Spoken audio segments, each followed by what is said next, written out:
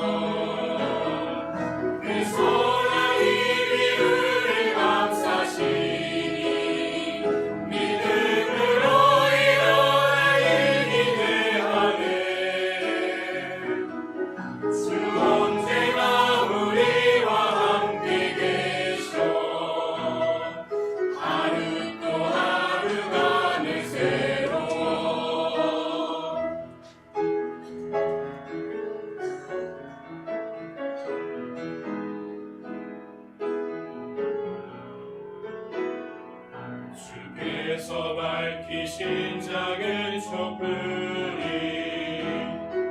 어둠을 헤치고 타오르네.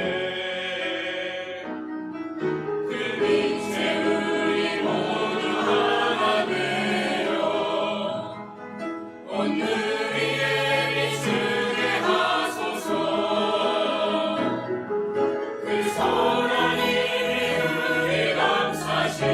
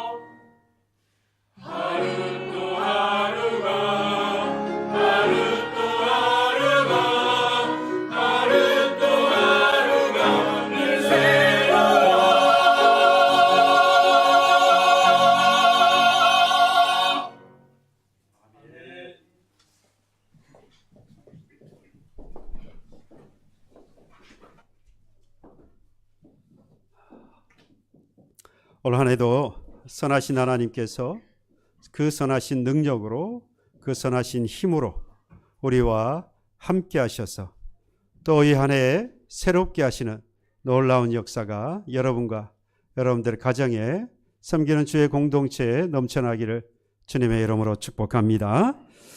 새해에도 변함없는 하나님의 은혜, 하나님의 크신 사랑하심이 여러분과 여러분들의 가정에 섬기는 우리 주의 믿음의 공동체 위에 충만하기를 주님의 이름으로 축복합니다. 우리 좌우 앞뒤로 우리 축복합시다. 하나님의 은혜와 사랑이 가득하기를 축복합니다. 우리 교회는 다음 세대가 행복한 교회입니다. 다음 세대가 행복한 교회를 만드십시다. 아멘. 저도 여러분들을 축복합니다. 새해에는 더욱 한 영혼을 사랑하는 여러분 되기를 축복합니다.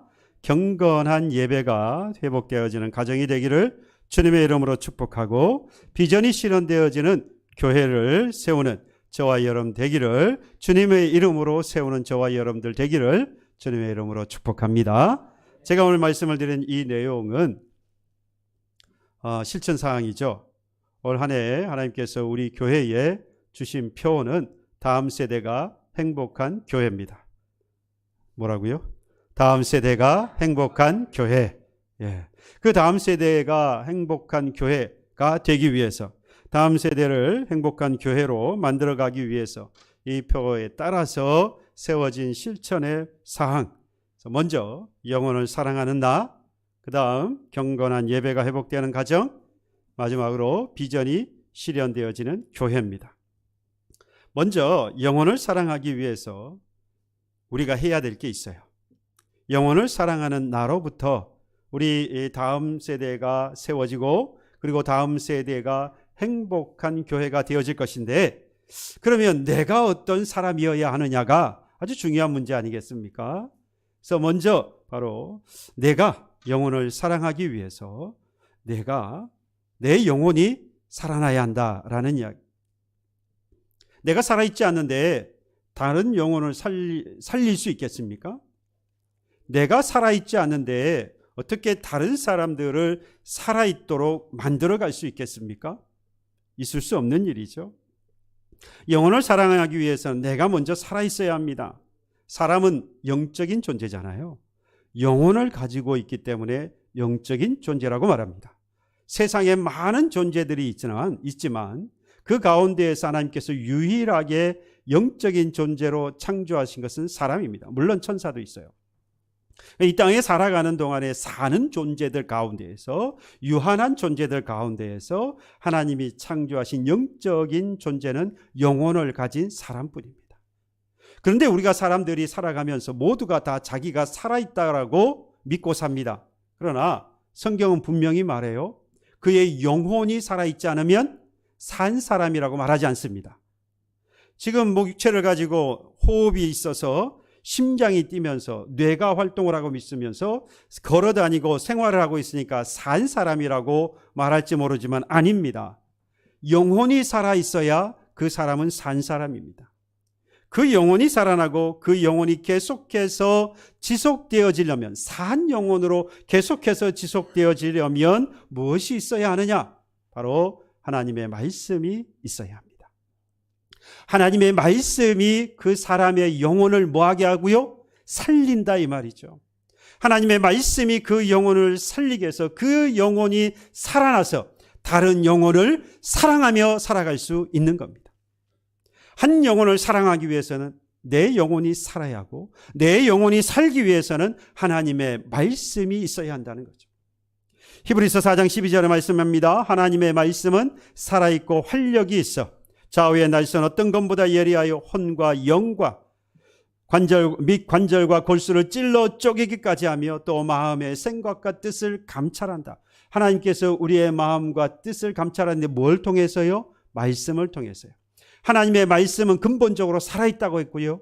하나님의 말씀은 활력이 있다고 했습니다. 하나님의 말씀이 살아있고 활력이 있다라고 하는 거, 한마디로 생명이 있다라는 거예요. 하나님의 말씀은 생명이 있습니다. 그러니까 그 영혼이 살아나기 위해서는 생명 있는 하나님의 말씀으로만 살아날 수 있는 거죠. 물론 하나님의 말씀은 곧 예수 그리스도라고 있습니다. 이 땅에 오신 예수 그리스도께 십자가를 지고 죽으심으로 우리에게 구원을 길을 열으셨어요. 그러니까 예수 그리스도로 통하여서만이 우리에게 생명을 얻을 수 있죠. 예수 그리스도는 말씀이라고 했습니다. 말씀이라고 했어요. 그러니까 말씀으로 인하여서 우리는, 곧 하나님의 말씀으로 인하여서 우리는 생명을 얻게 되어진다는 겁니다. 생명을 얻은 자가 한 영혼을 사랑할 수 있어요. 여러분, 에레미야서 23장 29절에도 제가 어렸을 때 이 말씀을 너무 사모했고 너무 좋았어요. 그때는 이 말씀이 왜 그렇게 좋았는지 정확하게 몰랐는데 이제 공부를 하면서 깨닫게 되었습니다. 에레미야서 23장 29절 말씀, 여호와의 말씀이니라 내 말이 불같지 아니하냐 바위를 쳐서 부서뜨리는 방망이 같지 아니하냐. 하나님의 말씀이 뭐와 같다고요? 불 같대요. 하나님의 말씀이 뭐 같답니까? 방망이 같아요. 불은 뭐 하는 겁니까? 태우는 겁니다. 방망이는 뭐 합니까? 부서뜨리는 겁니다. 여러분, 이 세상 살아갈 때 우리는 죄로 인하여 죄악 가운데 살아갑니다. 하나님의 말씀이 그 죄를 뭐 합니까? 불로 태우듯이 태워버리고, 바위를 부서뜨리듯이 하나님의 말씀이 방망이가 되어서 그 죄를 모든 것들을 다 부서뜨리더란 말입니다. 하나님의 말씀은 뭐 하죠? 지금 살아있는 겁니다. 하나님의 말씀은 죄를 불태워버리고, 하나님의 말씀은 방망이에 대해서 모든 죄를 부서뜨려버려서 우리의 영혼을 살리시고, 살아있는 영혼이 계속해서 살아가는 길도 역시 하나님의 말씀에 있는 것. 그래서 여러분, 올 한 해는 저와 여러분들의 영적인 회복을 위해서 우리 매일같이 이 말씀을 묵상하며 살아가야 합니다. 그래서 제가 올 한 해 여러분들 1월 1일부터 여러분 각 기관별로 여러분들 개인 각자에게 큐티 매일 묵상 내용을 전해드리고 있죠. 매일 하고 있는 줄로 제가 믿습니다. 카톡 받고 톡방 열고 닫는 게 아니고, 링크가 있으니까 링크를 걸은 대로 들어오셔서 제가 그 올려놓은 블로그에 들어가셔서 거기에 있는 매일 그 큐티를 꼭 말씀을 묵상하십시오. 여러분, 매일 그 말씀을 묵상하는 그 시간 5분, 10분, 그렇죠? 그 5분, 10분으로 내 영혼이 살아난다며, 그리고 내 영혼이 살아서 계속해서 산 생명으로 살아갈 수 있다면, 여러분 그 5분, 10분이 아깝습니까? 그 5분, 10분이 길 수 있나요? 여러분 지금 죽을 병에 걸렸어요 라고 생각해 봅시다. 내 몸에 지금 병이 걸려서 죽을 것 같아요. 아파서 미칠 것 같아요. 그런데 여러분 5분, 10분만 매일 투자하면 그 병을 다 치료받을 수 있대요. 여러분 어떻게 하실랍니까? 에이, 안 할래, 귀찮아서. 여러분 그러실 분 계십니까? 아마 이 복음도, 세상에 그런 복음도 없다고 생각하실 거예요. 이야, 5분, 10분 그건 내가 못하겠냐. 그런데 여러분, 육체는 눈에 보이니까 이게 병에 걸리고 이 몸이 아파서 죽을 것 같으면 5분, 10분 아니라 50분, 1시간이라도 매일같이 치료가 된다면, 나을 수 있다면 투자를 할 텐데, 보이지 않는 영혼이라고 해서 마치 없는 것처럼 생각하고, 죽어 있음에도 불구하고, 죄로 인해 죽어 있는데도 불구하고 깨닫지 못하고, 그 5분, 10분이 지겹고, 아니 귀찮아서 거기에 말씀에 투자하지 못하고 있다면, 여러분 세상에 어리석어도 이런 어리석은 사람이 없는 겁니다. 여러분 매일같이 그 말씀을 꼭 묵상하십시오. 하나님의 말씀으로 인해서 나의 영혼이 살고, 나의 영혼이 살면 영혼을 진심으로 사랑하며 살아가는 그런 살아있는 생명이 있는 그리스도인이 될 수 있습니다. 세상 가운데 살면서 여전히 냄새나고, 죽어서 죽은 거 시체잖아요. 시체는 부패합니다. 부패하면 냄새나요. 그리스도인이 냄새나는 것은 죽어 있다는 증거 아니겠습니까? 냄새를 풍기는 그리스도인이 아니라 살아있어서 그리스도의 향기를 이 땅 가운데 품어내는 저와 여러분 되기를 간절히 소망합니다. 뿐만 아니라 사랑하는 나의 가정이 살아야 합니다. 두 번째, 그래서 경건한 예배가 있는 가정이라 그랬어요. 다음 세대가 행복한 교회를 만들려면 지금 나의 가정이 살아나야 합니다. 가정이 살아나는 길을 지금 뭐라고 말씀드린 겁니까? 경건한 예배가 있을 때에 그 가정은 살아난다는 겁니다. 마찬가지예요. 그 가정에 드려지는 예배의, 경건한 예배의 핵심은 어디에 있습니까? 내 영혼이 살고 내 영혼이 산 생명을 가지고 살아가는 데에 하나님의 말씀이 필요한 것처럼 경건한 예배는 곧 하나님의 말씀이 핵심이 되어지는 겁니다. 여러분 가정도요, 우리가 함께 믿는 사람들이 믿음의 공동체를 이루고 있는 것처럼 가정도 작은 믿음의 공동체입니다. 하나님께서 이 땅에 예수 그리스도를 보내시고 이후에 성령을 통하여서 이 땅에 세우신 유기체, 곧 살아있는 기관 2개를 만드셨어요. 바로 가정과 교회입니다. 살아있는 기관이에요. 하나님이 유기체, 살아있는 조직을 만드셨는데 교회와 우리의 가정이다 이 말이에요. 영적인 공동체로서 어떤 가정은 죽어 있고 어떤 가정은 살아 있습니다. 살아있는 것처럼 살아가지만 산 사람이 있고 죽은 사람이 있는 것처럼, 보이기엔 다 살아있는 것 같으나 그 사람 가운데 산 사람과 죽은 사람이 있는 것처럼 우리가 모두 모여서 한 가정을 이룬 것 같지만 여러분, 그 가정 가운데도 살아있는 가정이 있고 죽어있는 가정이 있어요. 그 차이가 어디에 있다는 겁니까? 경건한 예배가 있는 가정. 그 경건한 예배의 핵심은 하나님의 말씀입니다. 그러니까 하나님의 말씀이 있는 그 가정은 살아있는 가정이고, 하나님의 말씀이 없는 가정은 죽어있는 가정인 겁니다. 하나님의 말씀이 살아서 움직이는 가정은요, 악한 죄와 싸웁니다. 싸울 줄 알아요. 아내가 남편과 자녀를 위해서 기도하고 헌신합니다. 남편은 자녀와 아내를 위하여서 세상으로부터 영적인 이 가정을 지키기 위해서 기도하고 헌신을 마다하지 않습니다. 가정을 지키기 위해서 말이죠. 영적으로 지키기 위해서. 자녀들은 부모님에게 순종합니다. 부모님은 자녀들을 주 안에서 사랑합니다. 그러기 위해서 가정의 예배가 회복되어야 한다는 겁니다. 예수 믿는 가정이 힘을 잃어버리고요, 어둠 속에서 갇힌 것 같은 것은 하나님의 말씀을 잃어버리고 살기 때문입니다. 다시 말하면 예배가 없거나 예배에 실패했기 때문이라는 겁니다. 가정의 예배가 사라지고 가정에 하나님의 말씀이 중심이 되어지지 못하면 그때로부터 그 가정은 힘을 잃어버리고 그리스도의 가정으로서 힘을 잃어버리고 갈 길을 알지 못하고 어둠 속에 방황하는 가정이 되고 마는 겁니다. 그러면 예배가 회복되어지려면 어떻게 해야 하느냐? 삶이 예배가 되어야 한다라고 말하지요. 근데 이건 나중 이야기예요. 제가 항상 여러분들에게 예배의 핵심은 삶에 있습니다. 여러분들의 삶이 예배가 되어야 합니다 라고 말씀을 드리는데, 이건 나중에 수준이, 물론 여러분들 이미 그 수준에 도달해 계시긴 한데 그 이전에 여러분 단계가 있어요. 밟아가야 하는 게 있습니다. 그보다 먼저 하나님 앞에 시간을 정해서 예배하는 것이 필요합니다. 뜬구름 잡는 그런 예배가 아닙니다. 경건한 예배의 시간을 정해야 한다는 거죠. 경건한 예배를 드릴 수 있는 장소를 마련해야 합니다. 그곳에서 예배해야 한다는 거예요. 여러분, 다니엘이 바벨론 포로로 잡혀갔습니다.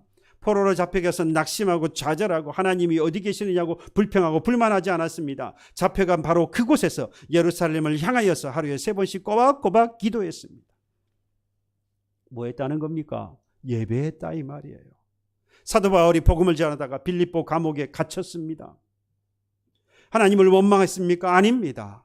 내가 복음을 위해서 지금 생명을 바쳤는데 어떻게 감옥에 갇혔느냐라고, 왜 이런 나의 형편이 이렇게밖에 될 수 없느냐라고 하나님 앞에 원망하고 불평하지 않았어요. 바로 그 감옥에서 찬양하며 기도했습니다. 뭐 했다는 이야기죠?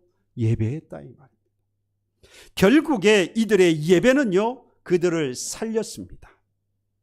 사자굴이라고 하는 죽음의 순간에 몰렸습니다마는 죽음을 두려워하지 않고 담대하게 죽음 앞에 맞설 수 있었고, 결국 하나님은 죽음에서 건져내셨잖아요.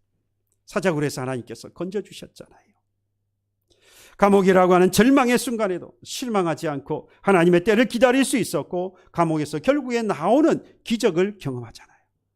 천사가 발로 툭툭 일어나라, 문이 열리고 감옥에서 나오잖아요. 베드로 역시 그러한 경험을 하게 되어집니다. 여러분, 경건한 예배 때와 장소를 정한 예배는요, 우리의 영혼을 살리고 우리의 가정을 악한 세상, 악한 죄 가운데에서 지킬 수 있는 은혜와 힘을 반드시 주실 것입니다. 그래서 경건한 예배가 있는 가정으로 회복되기를 주님의 이름으로 축복합니다. 여러분, 시간과 장소를 정해서 부부가 먼저 예배를 하세요. 자녀들과 함께 예배를 드리세요. 그것도 정 안 되면 혼자 정해진 시간에 정해진 장소에서 예배하세요. 저는 확신합니다. 때가 되면 언젠가 분명히 살아계신 하나님께서 남편을 또는 아내를 또는 자녀를 바로 그 자리로 분명히 인도해 주실 것입니다. 처음에는 뭐 하냐고, 왜? 안 하던 짓 하니까. 죄송합니다. 짓이라고 해서 우리끼리니까 제가 별로 말이 고급스럽지 못하잖아요. 처음에는 안 하던 것을 하니까 이상하게 보죠. 때로는 비아냥거리기도 합니다. 아이고, 네가 뭐라고. 가까이 있는 사람이 꼭 그래요, 그죠? 멀리 계시는 분들은 그렇지 않은데 꼭 가까이 계시는 분이 꼭 그렇게 이 속에 염장을, 그죠? 그렇지 않아도 상처가 있는데 거기에 자꾸 소금을 뿌려요. 그런데 여러분, 끝까지 견디며 해 가셔야 합니다. 정해진 시간에 어김없이 예배하게 되어지면요, 언젠가 그들의 입에서 인정할 날이 옵니다. 그들이 이 시간을 하나님께 예배하는 시간이라고 하는 것을 인정하게 될 거예요. 야, 엄마, 그 시간 예배하는 시간이야. 왜 자꾸 말 걸어? 왜 남편이 막아요?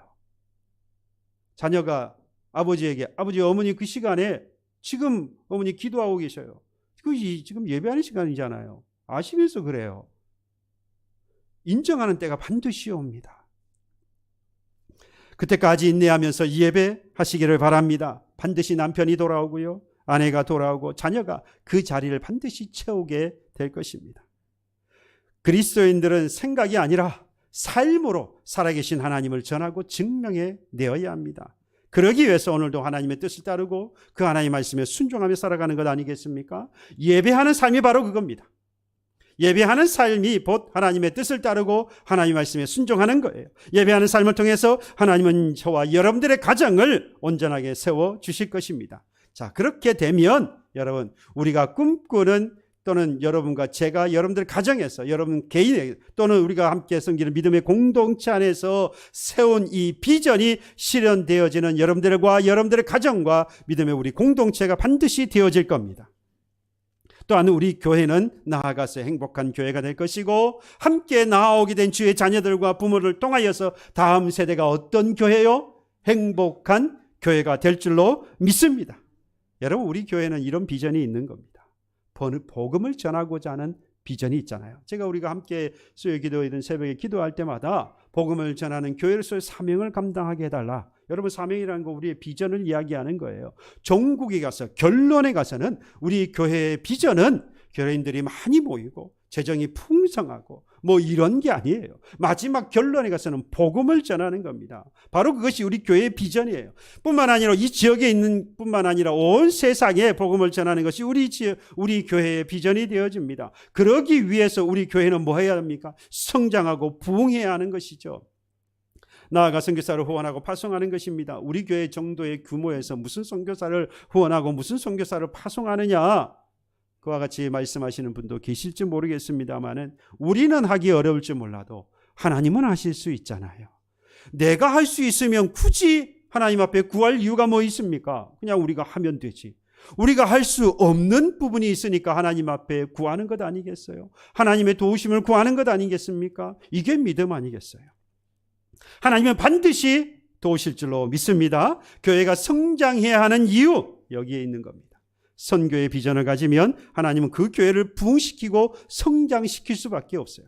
교회가 부흥하고 성장해야 하나님의 이 복음이 세상에 전해질 수 있도록 쓸 수 있잖아요. 복음을 전하는 교회로 우리를 삼으시려면 우리가 부흥하고 우리가 성장해야만 하는 겁니다. 그러니 하나님 우리를 가만두시겠냐고요.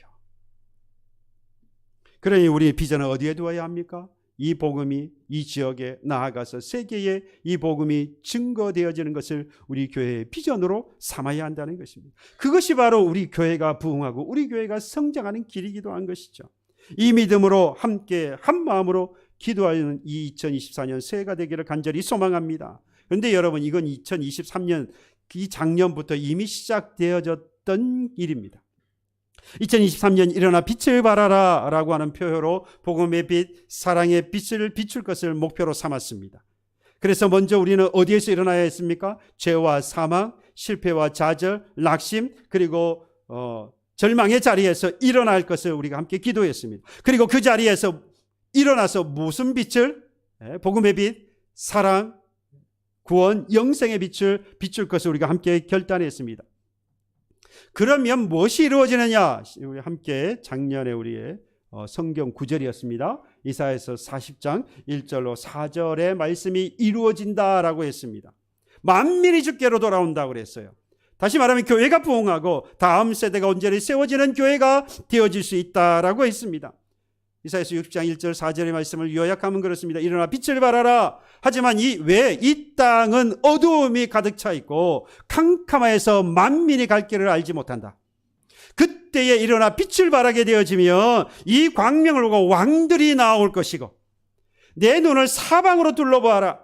무리가 다 모여 내게로 모여올 것인데 그 가운데 누가 있는 줄 아십니까? 내 아들들이 먼 곳에서 돌아오고 내 딸들이 돌아와 너희 품에 안길 것이라고 말씀했어요. 무엇을 이야기하고 있습니까? 부흥을 이야기하고 있잖아요. 성장을 이야기하고 있지 않습니까?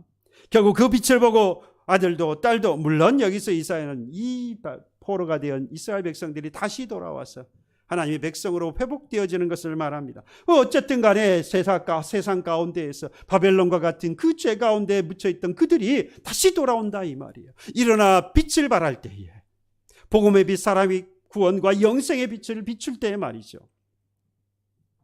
그들이 돌아오게 되어지면 믿음의 공동체인 우리 교회, 올해 우리가 함께 목표 삼고 표를 삼았던 다음 세대가 행복한 교회를 이루는 길, 결국 무엇이라는 겁니까? 우리의 자녀들이 주께로 돌아오고 우리의 부모와 이웃이 주께로 돌아오는 것이죠.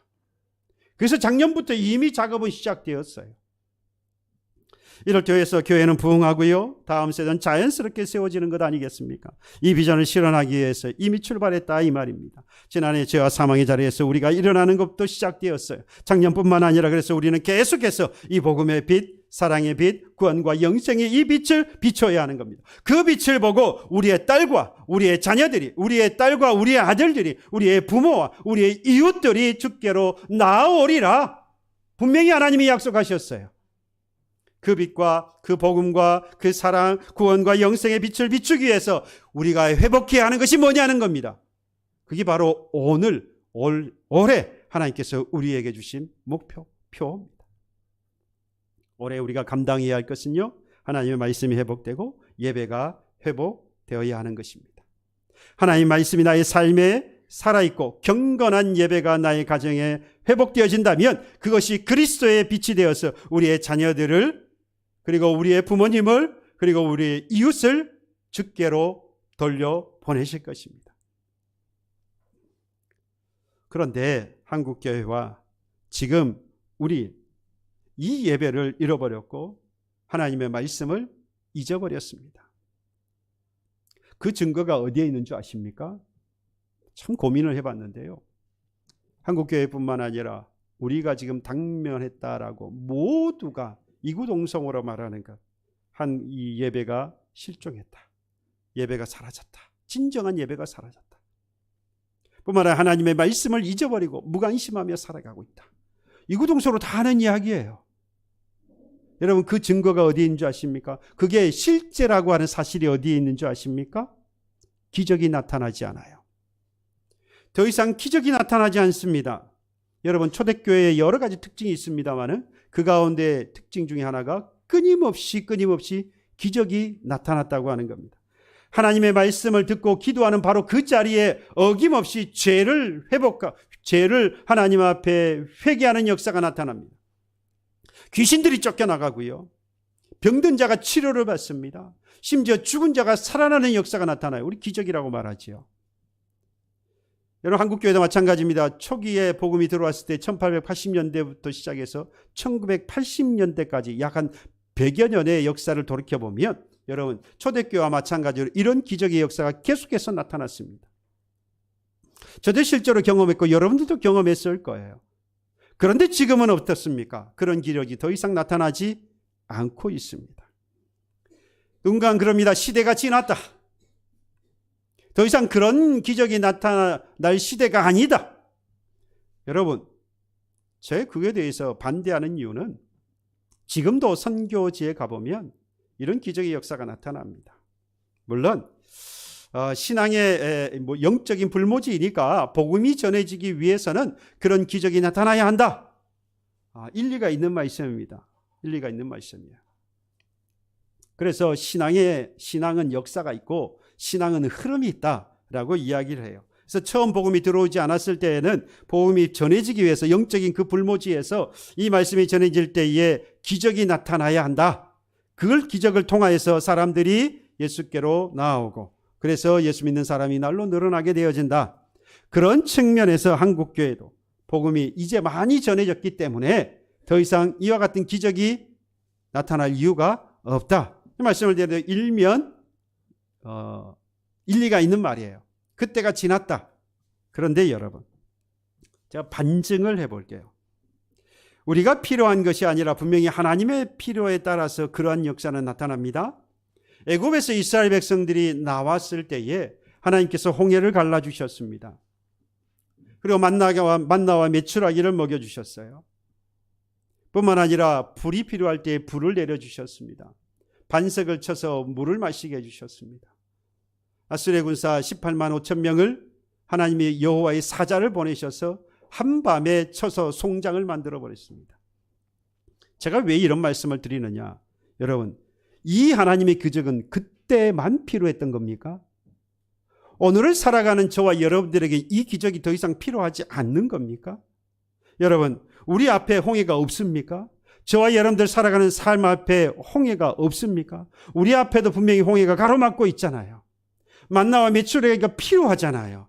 반석에서 나오는 샘물이 필요하지 않습니까? 왜 우리는 더 이상 만나와 메추라기가 필요 없다라고 생각하지요? 더 이상 우리는 하나님의 능력이 필요하지 않은 겁니까? 우리에게도 하나님의 기적이 지금 필요하잖아요. 그런데 왜 나와 나의 가정에는, 우리의 믿음의 공동체에서는 이 기적이 다 사라져버리는 겁니까? 이유는 간단해요. 나의 삶에서, 나의 가정에서, 믿음의 공동체에서 기도가 사라지고 하나님의 말씀이 사라져버렸고 경건한 예배가 사라져버렸기 때문입니다. 이 시대는 기도하지 않는 시대입니다. 이 시대는 하나님의 말씀에 무관심한 시대입니다. 하나님의 기적이 나타났던 시대는요, 기도하던 시대였고요, 하나님의 말씀에 관심이 있었던 시대였어요. 다른 차이가 아니에요. 그래서 예배가 살아있고 경건한 예배는 예배하는 자의 영혼을 살리고 그 영혼은 기적과 같은 하나님의 살아계심을 경험할 수 있게 되는 겁니다. 지금도 기적이 있기는 있어요. 제가 생각할 때 기적은 예수 믿는다고 하면서, 그리스도인이라고 하면서 기도하지 않는데 하나님의 도우심을 구하는 사람들. 와, 이건 기적을 구하고 있는 거 아닙니까? 기도하지 않으면서도 하나님이 나를 도우실 거다. 야, 이 기적 같은 믿음이에요. 하나님의 말씀에 대해서 무관심하면서 하나님의 살아계신다, 하나님의 살아계심을 믿는다. 이건 기적 같은 믿음이에요. 기적이 아니고서 어떻게 이런 신앙 고백을 할 수 있겠습니까? 진짜로 이건 기적이라고 말하는 건 아닙니다. 이해하셨죠? 여러분, 우리는 하나님의 그 말씀으로 돌아가야 합니다.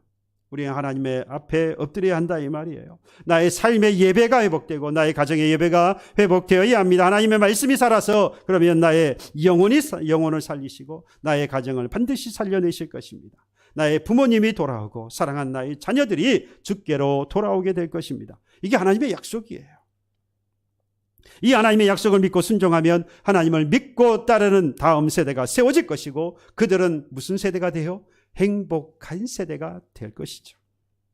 하나님의 사랑과 은혜를 경험하는 세대가 될 겁니다. 여러분과 여러분의 가정이 회복되기를 원하십니까? 온 가족이 함께 하나님을 기뻐하며 찬양하는 가정이 되기를 소망하십니까? 부모가 아들과 딸이 주께로 돌아오기를 간절히 소망하고 계십니까? 여러분, 돌아온 다음 세대가 행복한 세대가 되기를 간절히 소망하고 계십니까?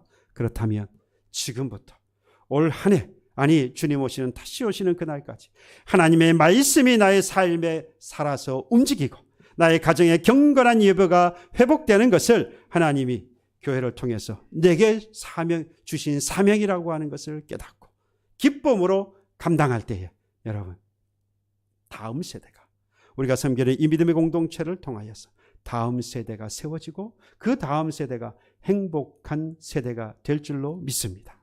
이것이 우리에게 주신 사명이라. 뭐가요? 내가 하나님의 말씀에 순종하는 것, 그 말씀을 따라 살아가는 것. 그러면 내가 누구를, 한 영혼을 사랑하게 될 거예요. 나의 가정이 하나님의 말씀을 중심으로 해서 경건한 예배가 회복되어지는. 여러분, 이것이 내게 주신 뭐라고요? 올 한 해 감당해야 될 사명이라는 것. 이걸 감당할 때 하나님께서 우리의 부모님을, 우리의 자녀들을, 우리의 이웃들을 주께로 돌려 보내주실 거예요. 그러면 주의 교회는 부흥할 것이고, 이를 통하여서 다음 세대가 세워지고 다음 세대는 행복한 세대가 되어질 것입니다. 이것이 우리에게 주신 사명이라고 하는 사실을 다시 한번 깨닫고 이 사명 기쁨으로 감당하는 저와 여러분 되기를 주님의 이름으로 축복합니다. 찬양합시다. 나